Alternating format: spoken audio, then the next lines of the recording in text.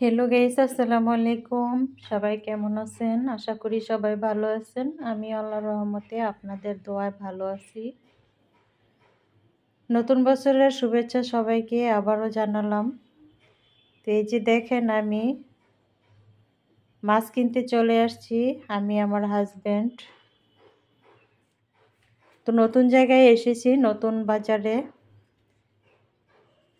মাছ দেখলেই ভিডিও করতে ইচ্ছে করে, এত সুন্দর সুন্দর মাছ। এই যে দেখেন সিলভার মাছগুলো, ব্রিকেট মাছগুলো। সিলভার মাছ ব্রিকেট মাছের থেকে খেতে অনেক মজা।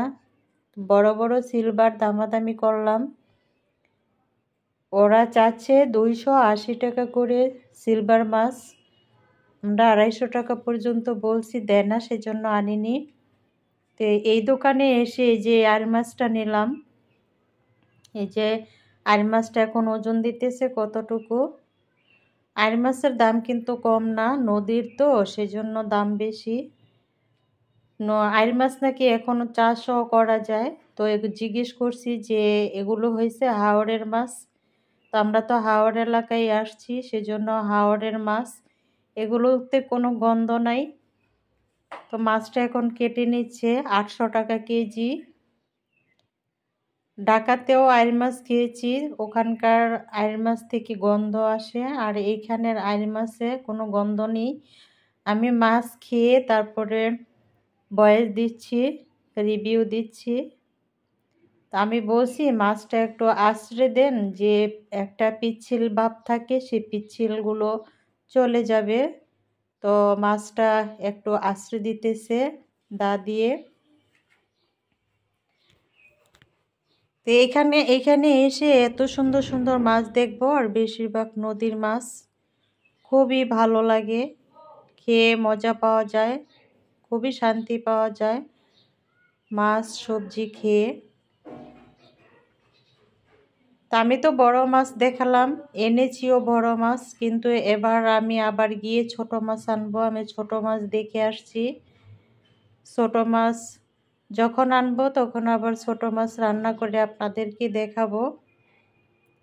তো আমার আইর মাছটা কাটা হয়ে গেছে, এখন প্যাকেট করে দিবে। এখানে অনেক বোয়াল মাছও আছে, কিন্তু বোয়াল মাছ আমার প্রিয় না। বোয়াল মাছ কেন যেন আমার খেতে ইচ্ছে করে না। আমার হাজব্যান্ড বারবার বলে যে বোয়াল মাছ নেই। বোয়াল মাছ হয়েছে 400 টাকা কেজি, কিন্তু বোয়াল মাছে আমার রুচি আসে না। আমি বোয়াল মাছ খাই না, সেজন্য আনিনি। এই যে সামনে কিন্তু দেখা যায় একটা বোয়াল মাছ, ওখানে রাখছে দোকানে। তারপর চলে আসলাম বাসায়। এই যে মাছগুলো আমি এখন ধুয়ে নিব, ঢেলে নিছি। একবার ধুয়েছি, আরেকবার আমি লবণ দিয়ে আরও 2বার ধুইব। তো আপনাদেরকে দেখালাম কতগুলো পিস হয়েছে আইর মাছটা। এখন ধুয়ে রান্না করব। এই যে আমি একটা তাওয়া বসিয়ে দিলাম। এটাও কিন্তু আমি এখানে এসে কিনেছি 300 সাড়ে 300 টাকা দিয়ে। এই তাওয়াটা শুধু মাছ ভাজা করার জন্য, যে কোনো ভাজাভুজি করব এটার ভিতরে। তো আমি আইর মাছ দিয়ে এটা প্রথম শুরু করলাম। আগে লবণ দিয়ে, নতুন জিনিস, আগে লবণ দিয়ে তারপরে একটু নাড়াচাড়া করে নিতে হয়, তারপর যদি মাছ ভাজি তারপর উঠে যায়। তা আমি সেই কাজটাই করছি। আগে তো দেখছি আমার মা বোনদেরকে কীভাবে রান্না করতো, মাছ ভাজি করতো। তা আমি সেইভাবে এটারে লবণ দিয়ে আগে ঘষা মাজা করে নিয়েছি। এখন সুন্দর করে মাছগুলো উঠে গেছে, দেখেন কত সুন্দর লাল করে ভেজেছি। মাছ ভেজে কিন্তু আমি এই যে ফ্রাই প্যান বসিয়ে দিয়েছি, মাছগুলো রান্না করব। পেঁয়াজ তেল দিয়ে, কাঁচামরিচ লবণ দিয়ে পেঁয়াজগুলো ভেজে নিচ্ছি। এই পর্যন্ত যারা যারা আছেন সবাই একটা লাইক দিতে যদি বলে যান, একটা লাইক দিয়ে আমার ভিডিওর সাথে থাকেন। তো এই যে আমি রাইস কুকারে ভাত বসাই দিছি, দেখেন রাইস কুকারটা। পাকের ঘরটা তেমন বড় না, একটা চুলা বসাইছি আর রাইস কুকার তো শেষ হয়ে গেছে, আর কোনো জায়গা নেই। পিছনে হয়েছে সিঙ্ক। তো একটা সিঙ্ক, একটা রাইস কুকার, একটা চুলা বসাইছি, আর কোনো জায়গা নেই। তো এতই চলে, এতেই আমার হয়ে যায়, সমস্যা নাই। আমার তো বড় সংসার না, স্বামী স্ত্রী দুজনে, এতেই হয়ে যায়। তো আমি মশলা দিয়ে দিছি, টমেটো আর কাঁচামরিচ কেটে রেখেছি দিয়ে দিলাম। আমি টমেটো দিয়ে ভুনা করব আইড় মাছটা।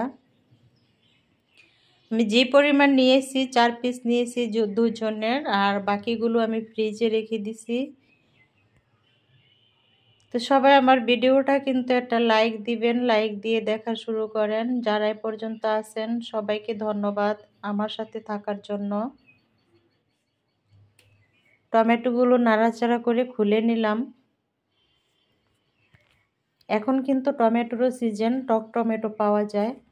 তো আমি এখন পরিমাণ মতো পানি দিয়ে দিব।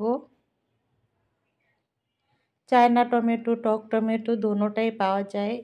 এখন টক টমেটোর সিজন, যে আমরা বলি যে দেশি টমেটো, সেই দেশি টমেটোটা একটু টক টক লাগে।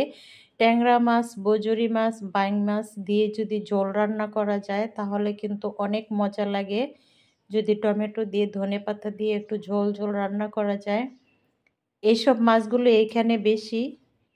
এখানকার কোনো মাছ থেকে আমি গন্ধ পাই না। আর ঢাকাতে আমি মাছ কিনে খেলে আমি গন্ধর জ্বালায় খেতে পারতাম না। সেজন্য আমি বেশি মাছও ঢাকাতে তেমন খেতাম না। এখানে কিন্তু এই যে আমার আইড় মাছগুলো কিন্তু কাঁচা রান্না করে খেলে অনেক মজা লাগতো, কিন্তু আমি কাঁচা মাছ খাই না, আমার ভালো লাগে না। যে কোনো মাছ আমার ভেজে খেতে হয়। আইড় মাছগুলো যখন আমি খেয়েছি একটু গন্ধ নাই, এত ভালো লাগছে। তো এখন থেকে এইখানে এসে আমি শুধু মাছই খাবো, মাংস কম খাবো। ঢাকাতে অনেক মাংস খেয়েছি, এখানে তো মাছ বেশি, সেজন্য বেশিরভাগ মাছ খাবো। যখন মাছ কম পাবো তখন মাংস খাবো। আর এখন সবজির সিজন, সব কিছু সবজি দিয়ে রান্না করব, সবজিও খাবো বেশি বেশি করে। তো আমার মাছ রান্নাটা কিন্তু হয়ে গেছে। সবাই ভালো থাকবেন, আল্লাহ হাফেজ।